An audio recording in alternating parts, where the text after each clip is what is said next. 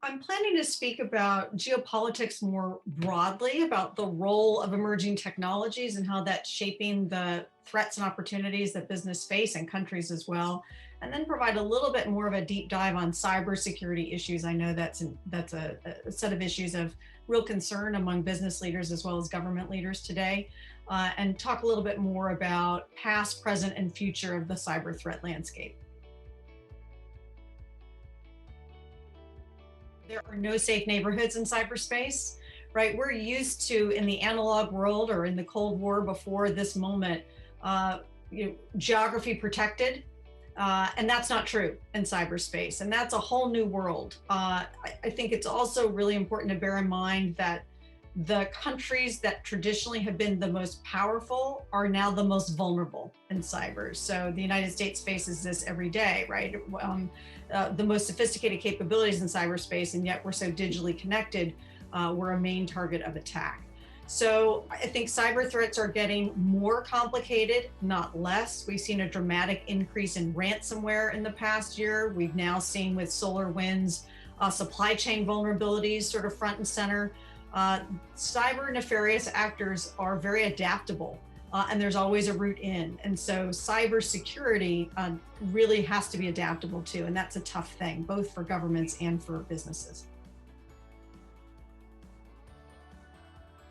Well, I'd look at it in terms of, I think there's sort of three sets of challenges. One is everyday folks like us, right? Our data is vulnerable and having to deal with that and providing protections for citizens and customers. The second is more sophisticated, more organized cyber crime. Crime pays in cyberspace. Global cyber crime is now estimated to be worth more than the global illicit drug trade. Right? If you think about that, it's pretty astounding numbers. It's estimated to constitute more than the GDP of Sweden, for example. So organized cyber crime against organizations that have data that's valuable, particularly in the financial sector, right, is something that I'd be worried about.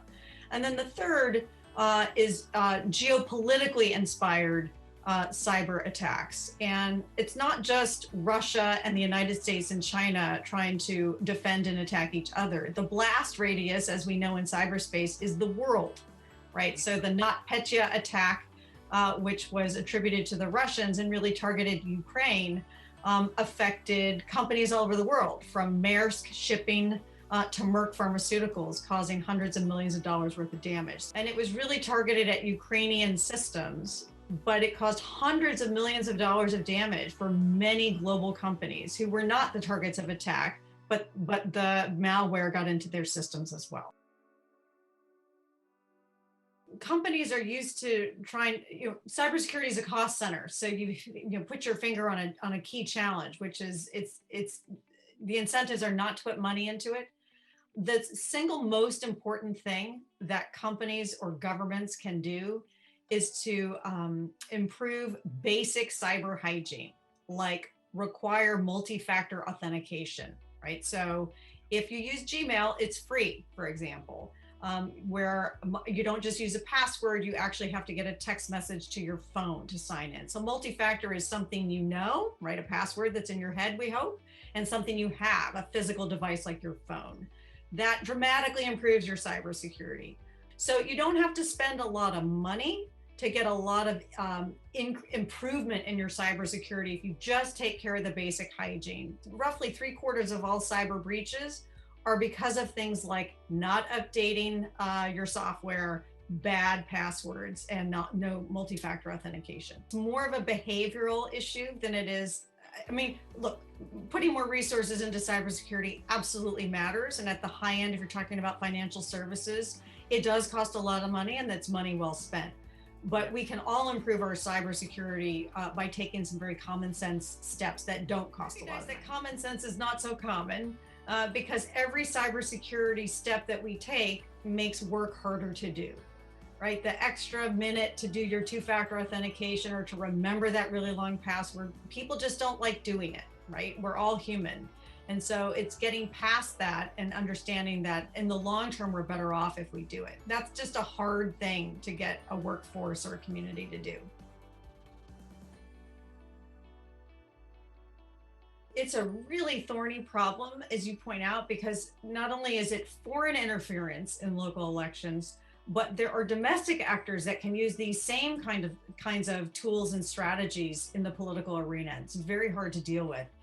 You know, in the United States, we haven't come up with a good answer to that either, right? We look at the election interference and disinformation is getting harder and harder to tackle. But I think one step forward, you asked what could happen in the Bahamas in the next 12 months.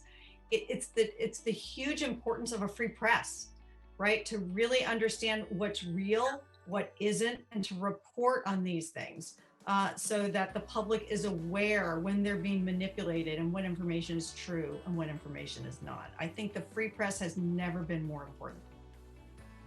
Oh, I think there's so many different opportunities, and you're right that emerging technologies offer both promise, not just peril. I'm a national security person, so I go right to the dark corner of the room with the new technology and the bad that it can do. But if we think about the market for AI, for example, dramatic improvements in everything from healthcare to services.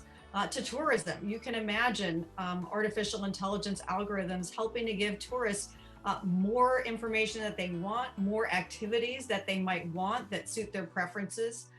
So there are enormous opportunities with these new technologies. And we just think about something as simple as social media. Yes, there's disinformation, but it also enables people to mobilize in new ways, to support organizations that they believe in, to support democracy. So I think it's really important not just to look at technologies as risks, but as catalysts for opportunity. When you look at financial services, for example, we often don't know what we know.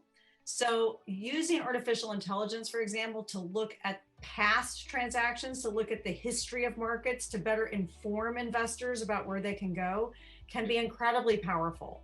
Using technology to protect our assets, to protect our intellectual property, can also be incredibly beneficial. So, and then I think in the tourism space, understanding better what consumers want to be able to deliver toward their preferences, that's where technology can really help. You know, this has been a debate between government agencies and technologists for 50 years now. And so WhatsApp is the latest installation of this debate. There are many people in the law enforcement community that are going to disagree with what I'm going to say. But I come down squarely on the side of the technology companies that I think WhatsApp is generally, and encryption in general, makes us all more secure. The same technology that allows terrorists to communicate allows dissidents to communicate. It allows journalists to communicate. It allows threatened people to communicate. And so the real question from a policy perspective is, should governments be in the position of demanding backdoors, right? Or require companies to make products that are less secure. This is a controversy that erupted, as you may remember, in the United States with the terrorist attack in San Bernardino, right, where the FBI couldn't crack the iPhone of the terrorist who had already killed people. And the FBI wanted Apple to create a new product to undermine the security of its own iPhone so the FBI could actually get into the phone. And Apple refused. And there was a big court case about it. I think Apple is right. Because once you create a backdoor for law enforcement, you create a backdoor for everybody.